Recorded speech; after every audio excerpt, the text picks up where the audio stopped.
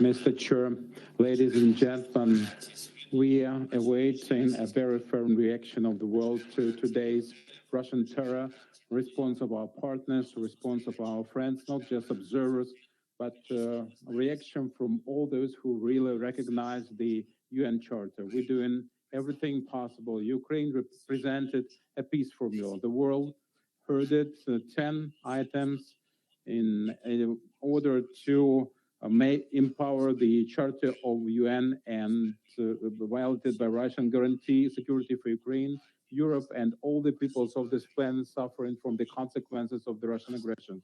In response to our peace formula, Russia is following the items of their formula of terror. The very next day after my presentation of the Ukrainian peace formula at G19 summit in Indonesia, we received 10 Russian missiles for every item of the peace formula.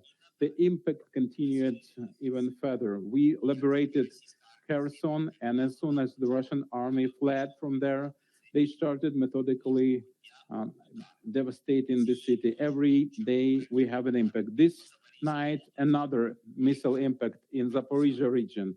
It was a hospital this time.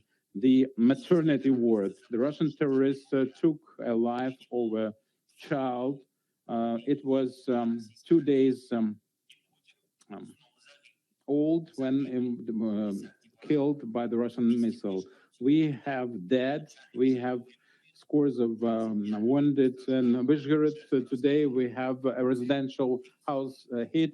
35 people suffered for dead. So today is just one day, but we have received 70 missiles. That's the Russian formula of terror. This is all against our energy infrastructure. There is a hit also with the residential house damage. Hospitals, schools, transport, residential districts all suffer. The Russian terror led to a complete blackout, not just in Ukraine, but also in neighboring Moldova.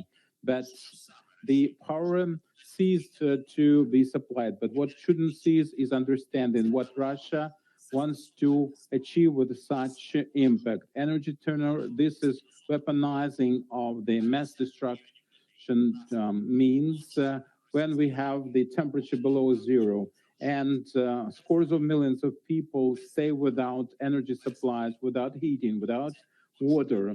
This is an obvious crime against humanity. Ladies and gentlemen, in your midst, you have representatives of the state that does not offer anything to the world but terror, destabilization, and disinformation. Any Russian formulae can offer nothing but this. When the instigator of this war, when the party responsible for this terror is blocking any attempt on behalf of the Council of Security Council to execute its mandate. It's nonsense that the veto right is secured for the party that wages this war, this criminal war. We have to drive the world out of this dead end. This is absolutely possible. We cannot be hostage of one international terrorist.